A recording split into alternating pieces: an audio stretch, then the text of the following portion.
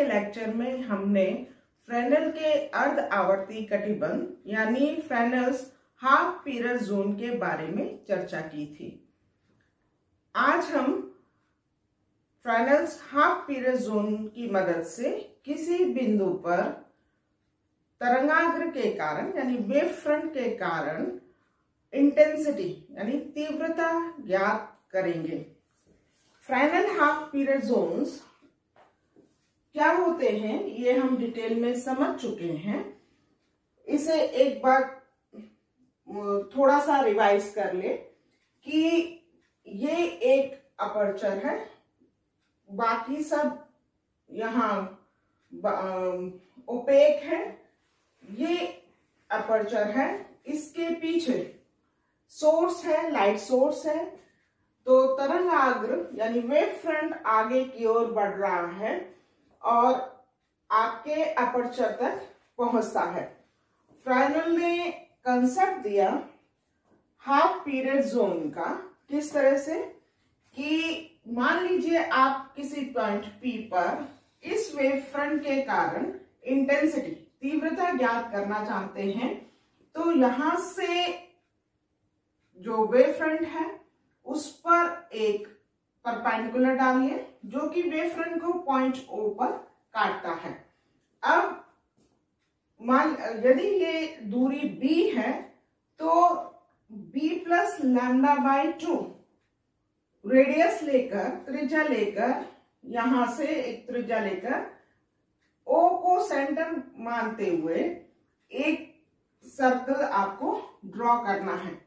वैसे ही next circle यहां से B प्लस 2 लैम्डा बाई 2 की रेडियस लेकर एक संकेंद्रित यानी कोसेंट्रिक सर्कल ड्रॉ करना है।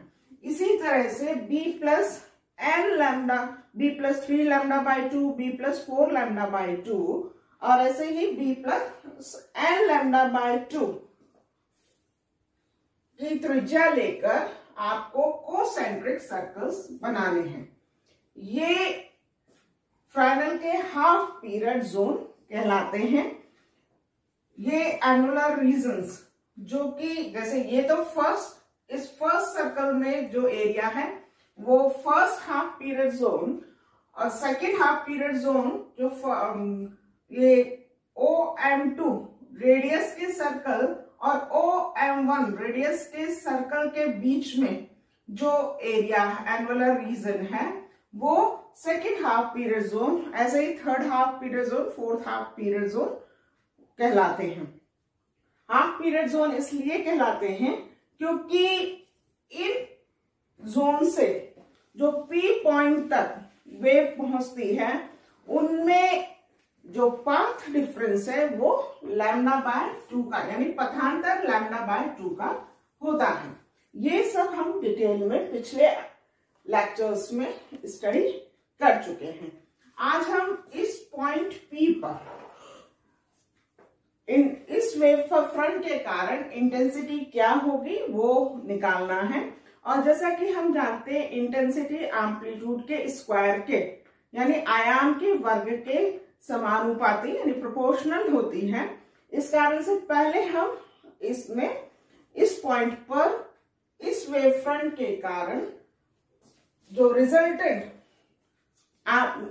जो एनवे कटिबंध के से आयाम क्या होगा वो ज्ञात करेंगे। तो एनवे कटिबंध मतलब एंड हाफ पीरियड जोन के कारण इस पॉइंट P पर एम्पलीट्यूड क्या होता है ये फ्रेनेल ने सजेस्ट किया है।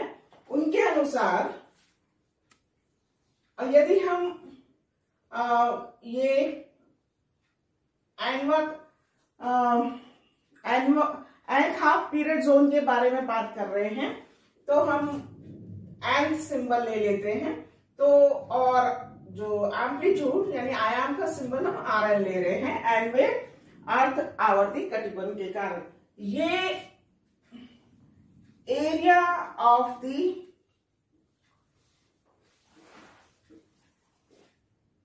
nth half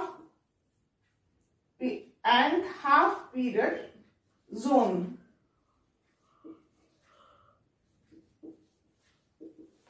half period zone के एरिया के प्रोपोर्शनल होता है। और हमने निकाला था कि जो हाफ पीरियड जोन का एरिया पाई बी लैम्डा होता है। दूसरा,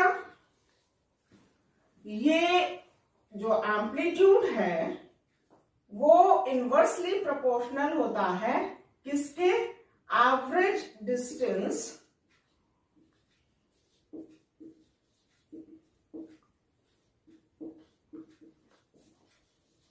of the and half period zone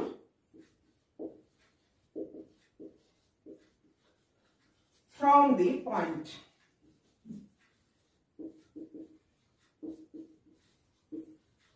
ये जो पॉइंट है उसका जो एंड हाफ पीरियड जोन है उसका एवरेज डिस्टेंस कितना है, वो उसके इनवर्सली प्रोपोर्शनल होता है। It is inversely proportional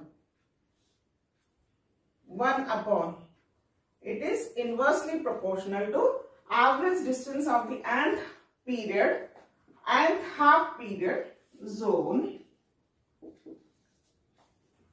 from the point। मतलब अब हमने निकाला था कि एवरेज डिस्टेंस भी हमने निकाला था, वो b plus 2n-1 lambda by 4 था। Third, Rn is directly proportional to obliquity factor।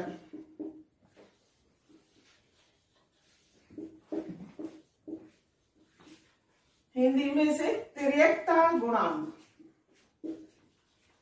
तिर्यकता गुणांक कहते हैं।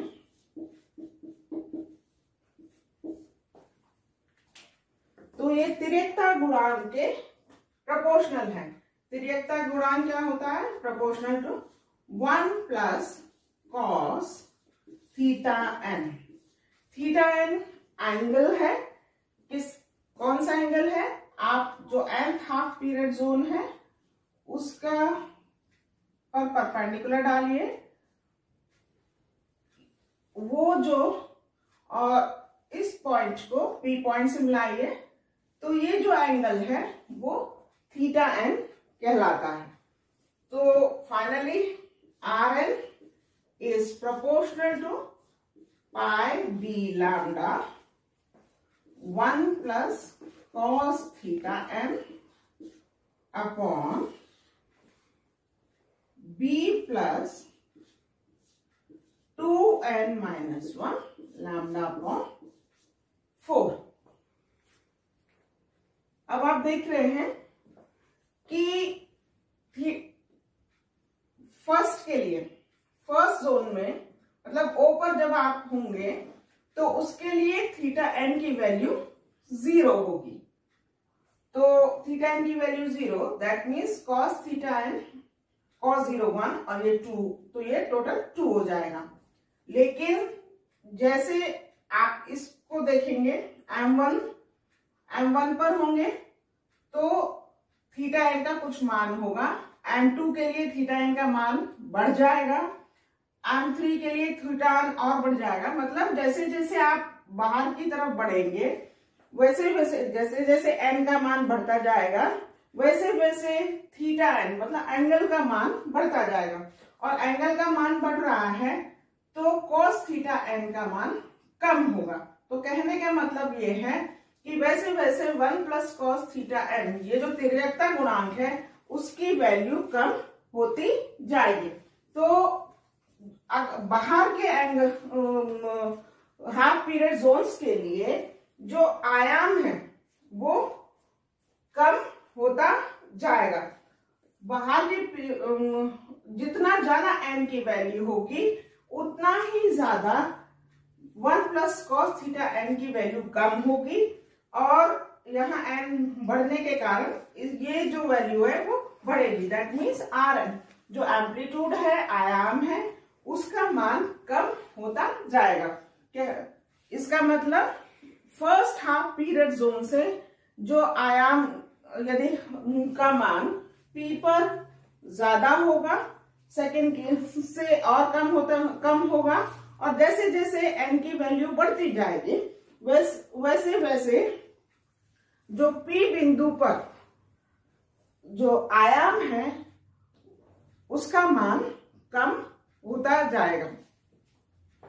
तो जो पूरा वेव फ्रंट है उसके कारण परिणामी आयाम, ये तो हम समझ गए कि यदि हम ये जो हाफ पीरियड जोन्स हैं उनके कारण जो एम्पलीट्यूड है p बिंदु पर, यदि हम फर्स्ट के लिए R1 ले ले फर्स्ट के कारण, सेकंड के कारण R2, थर्ड के कारण R3 और ऐसे ही Rn ले ले, तो परिणामी जो रिजल्टेंट इस पूरे वेव फ्रंट के कारण इस P बिंदु पर आयाम कितना होगा, अब हम वो निकालने जा रहे हैं।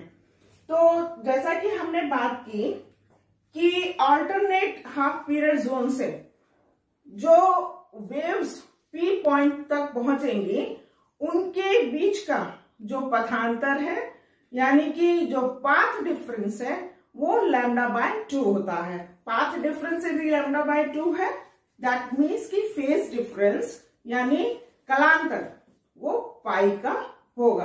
तो ओवेस है जो परिणामी आयाम होगा P बिंदु पर, उसे हम R से डिनोट करें, वो क्या होगा R1, पाई का फेज डिफरेंस है इसलिए माइनस साइन, R2 फिर 2 पाई हो जाएगा तो प्लस का sign, R3 minus R4 plus R5 और ऐसे ही -1 n -1 Rn।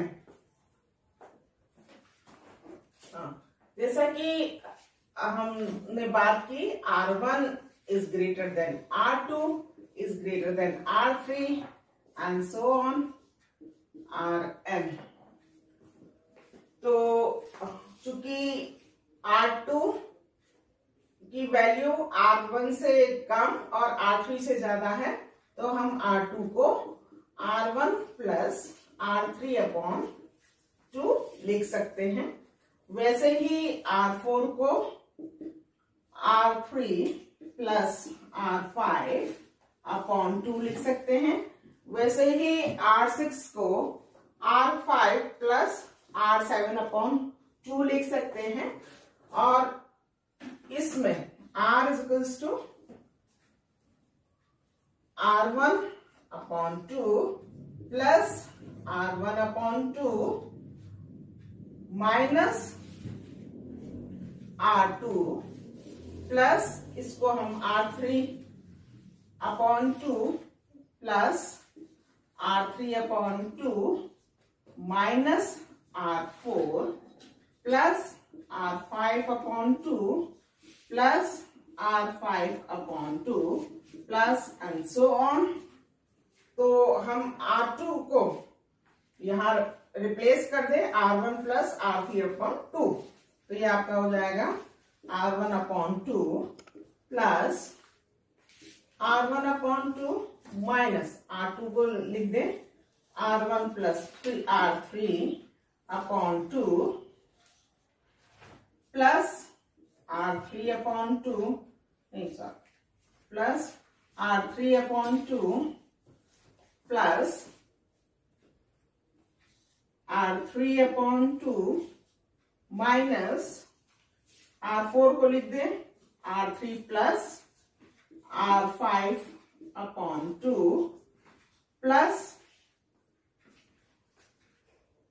R5/2 plus and so on. तो आप देख रहे हैं, और लास्ट में आपका क्या बचेगा, इसको हम रब कर दे थोड़ा।